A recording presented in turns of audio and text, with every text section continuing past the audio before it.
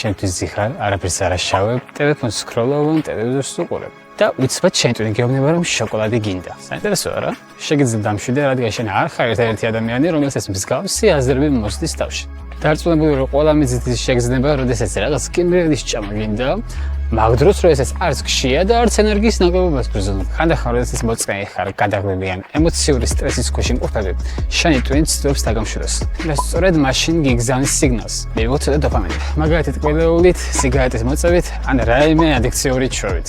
ასე იმიტომ ხდება რომ ჩვენი ჭამის სურვილის მიდრეკილება ფიზიოლოგიური შიმშილიდან კი არ მომდინარეობს, არამედ ტვინის ქიმიის დამსახურებაა. კერძოდ კი დოპამინის.